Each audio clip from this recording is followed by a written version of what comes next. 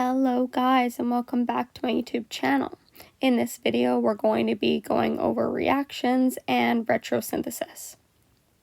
So let's say the question said draw the mechanism and final product of the following reaction. I see that I have a compound with an OH group. So I think, aha, I have an atom with lone pairs, where lone pairs are the currency in organic chemistry. Maybe these lone pairs can attack something. Hence, the oxygen could act as a nucleophile. So if the oxygen is a nucleophile, who is it going to attack? To figure this out, I'm going to look at my reagents and see if there is any atom with a delta plus. So something electrophilic. And I see that I have H2SO4. And if I draw out the entire structure, I notice that there is acidic protons. H2SO4 is an acid. So that means the oxygen, a part of the starting material, can use one of its lone pairs to grab one of the H's, a part of H2SO4, via 2-in, where the lone pair attacks the hydrogen, 2-up, where the 2 electrons, a part of the OH bond, pop up and onto the O. And we get O minus. We have HSO4 minus. And for our compound, all that happens is we protonated the oxygen. And since the oxygen grabbed a proton, it becomes cationic. And whenever we have an OH2 plus on a compound, we say, yes, this is the best leaving group ever. So the H2O plus group goes 2 out. See ya never. And the carbon it was originally attached to becomes cationic. And we get a 2' carbocation. Redrawing this intermediate over here, what's going to happen next is some base is going to come, for example, water, and extract a hydrogen on one of the beta carbons, where the beta carbons are the carbons that are attached to the carbon with the positive charge. And we're going to get an elimination reaction, where it is going to be more favorable to grab a proton on the more substituted beta carbon. And what I am referring to when I say the more substituted beta carbon is the beta carbon that is attached to more carbon groups. So if we label this beta carbon, beta 1 and beta 2, this is arbitrary. Beta 1 is attached to a CH3 group, whereas beta 2 is only attached to hydrogens. Therefore, beta 1 is more substituted with carbon groups in comparison to beta 2. So it is going to be more favorable to grab a proton that is attached to beta carbon number 1, so this green beta carbon, where we will obtain the Zaitsev product via 2-in, 2-over. There's not going to be a 2-out arrow because the carbon that initially had the leaving group is cationic. Therefore, since there is no leaving group, there is no 2-out arrow. And that is all we need to do to obtain the double bond and make all the atoms in this compound happy, i.e., for example, get rid of the charges. And I really wish I could say we were done, but that was just step number 1. Now we have to do step number 2, where this compound is going to react with Br2. Now what's going to happen is the double bond is going to attack one of the bromines via 2-in, 2-out. And whatever carbon did not do the attacking will become cationic. Now we actually get something a little bit funny when it comes to this mechanism. Bromine, yes, it only likes to have one bond. But when it sees a carbocation that's right beside it, it says, oh wow, you look really good. And since opposites attract, it says, let's make a bond. So we get the bromine attacking the carbocation. And we get what's referred to as a brominium ion bridge intermediate. I probably botched that pronunciation, knowing me, where the bromine is positively charged and we have some 3-membered ring, including the bromine.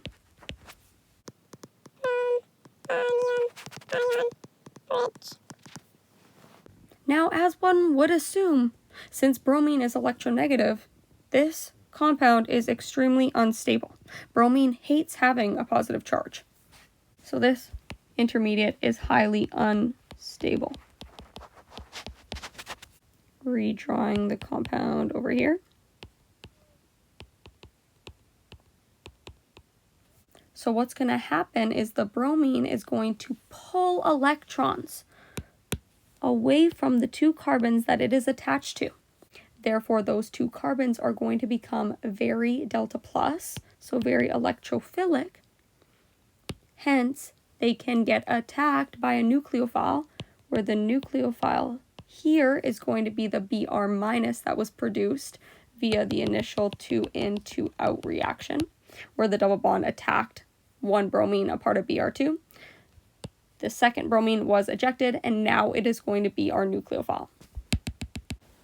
And what it's going to do is it's going to do a little sneak attack via back attack, 2 in, 2 up.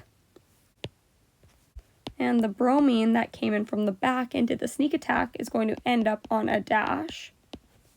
And the bromine that was previously positively charged will pop up and onto a wedge. And we obtain our final product. So in summary, the product will be this compound via the 2-step reaction with this starting material. All right, moving on to question number 2. Let's say it said, surprise, surprise, draw the product of the following reaction. No mechanism, thank God. Step 1, we have a big bulky base. So we're going to get an elimination reaction. So now the question is, which hydrogen will the base eliminate? Well, since this base is big and bulky, it is going to choose to attack the hydrogen on the beta carbon that is less substituted. So it is going to attack this hydrogen via 2 in, 2 over, 2 out. And we get the Hoffman product as the major product. Now step 2, the double bond is reacted with Cl2 and H2O. And you might think, this looks really weird. I have never seen this before. But you actually have. We just did it in the last question. This reaction is going to proceed in the same fashion as when a double bond reacts with Br2.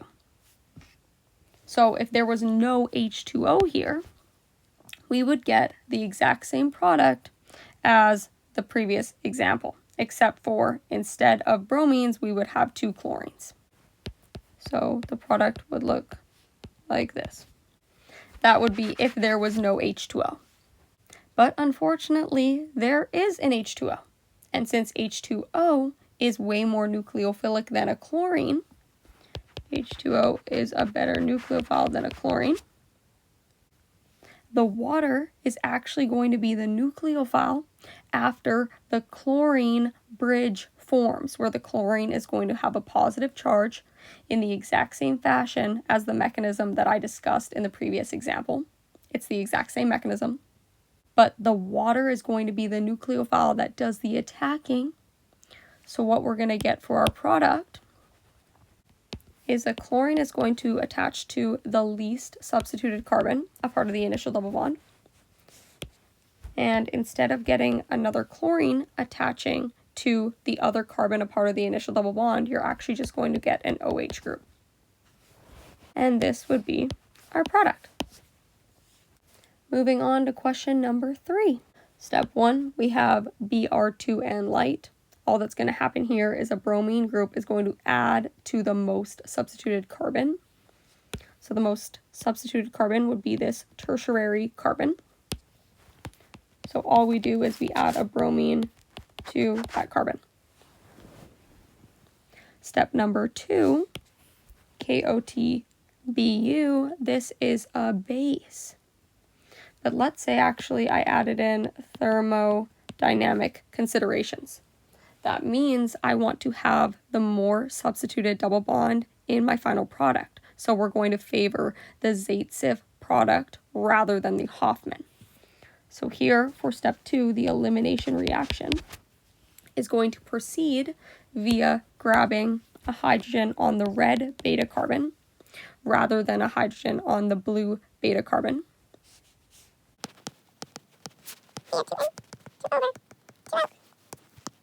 We'll get a double bond, and it will be the Zaitsev product. So we obtained the more substituted double bond as our major product. The minor product, if the blue hydrogen was eliminated, would have been this. This would have been the Hofmann, whereas this is the Zaitsev. And once again, we are not done just yet. We have to perform step number 3, where we have an ozonolysis reaction with reductive workup. These reactions, surprise, surprise, are actually not that bad if you follow my 3 simple steps to performing ozonolysis reactions. Step number 1 is you want to stretch the double bond. Stretch the double bond. And I literally mean like stretch it out. Stretch it. And yes, this looks very funny, but let me tell you, this is the easiest way to approach these reactions. Step number 2 is to chop the double bond in half. So chop it in half. Chop, chop, chop, chop, chop, chop, chop, chop, chop. And now step number 3 is to draw an oxygen on each side of the chop.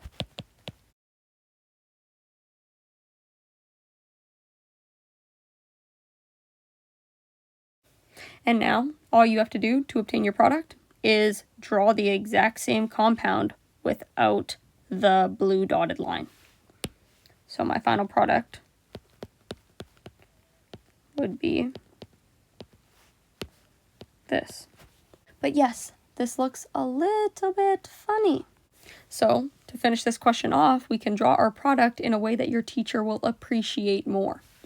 Step number 1, arbitrarily label all the carbons. So 1, 2, 3, 4, 5, 6, 7. We are trying to see how many carbons are a part of the long carbon chain. So I'm going to draw out a carbon chain that is 7 carbons long.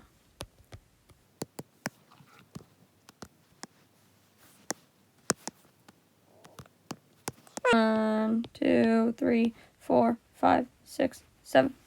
And relabel 1, 2, 3, 4, 5, 6, 7. And then draw in the proper substituents on the proper carbons, i.e. I must draw a C double bond O on carbons 2 and 7. 2 and 7. And this would be my final product. So the product of this entire reaction after performing these 3 steps would be this. That is it. That is all. All right, this is going to be my last transition question, and we're going to finish off with a retrosynthesis question after this. So for question 4, step 1, we have seen this before. We have a big bulky base. We're going to get elimination, and the elimination reaction is going to favor the Hofmann product because we have this big bulky base. Big bulky base. So it's going to go grab and extract a hydrogen on the less substituted carbon via 2 in, 2 over, 2 out.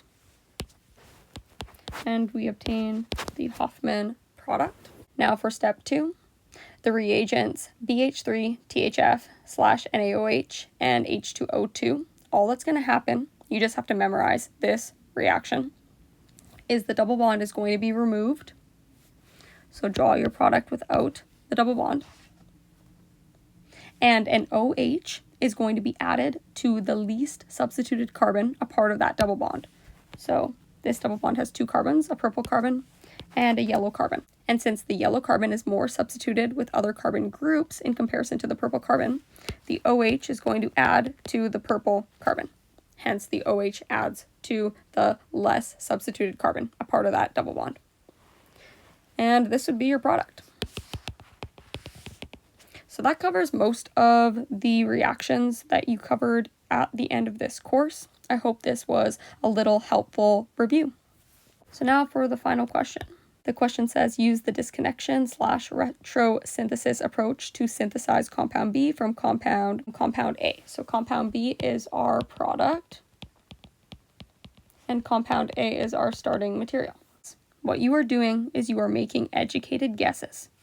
Starting with your product, I draw my retrosynthesis arrows like this because you are thinking in the backwards direction, but it is more conventional to show them like this, so your teacher might draw them like this.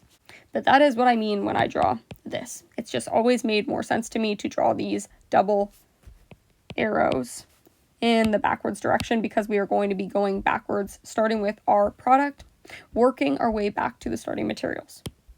Question number 1 is always, where did you come from? And when you are in doubt, say a double bond. So let's say this compound previously had a double bond. Now I have some versatile functional group that would allow me to get back to my starting material. Now, it may have seemed like I just made a few guesses. Well, it's because I did. Based on the knowledge you have in this course, you got to make educated guesses, and then you can go in the forward direction and check if you were correct by adding in the reagents. So now starting with my starting material, let's see if this works. Do I know a reagent that would allow me to complete the following transition? I could say some base, any base, but you don't want it to be too big and bulky because you want this Zate-Sif product to be formed. To make this a little bit more selective, you also could have done nucleophilic attack, switched the bromine to a OH group, and then you could have performed an elimination reaction via H2SO4. So proceeded via elimination of the alcohol with H2SO4, and this would have probably been more selective, but honestly either works for retrosynthesis. All the professor wants you to do is just not break any rules and do something that is logical that allows you to obtain the starting material. So then finally, I have to ask what reagent could get me from my intermediate to my final product. Well, what happened? We eliminated a double bond. How do you do that? How do we just remove a double bond? Well, the reagent is H2PT. That is how you reduce and get rid of double bonds. So I hope this was a little bit helpful and cleared up some of your questions, comments, or concerns. Once again, please make sure to leave a like, comment, save, and or subscribe to my channel if you like my content and want to support my channel. Let me know if you have any questions, and I hope this video was helpful. Good luck!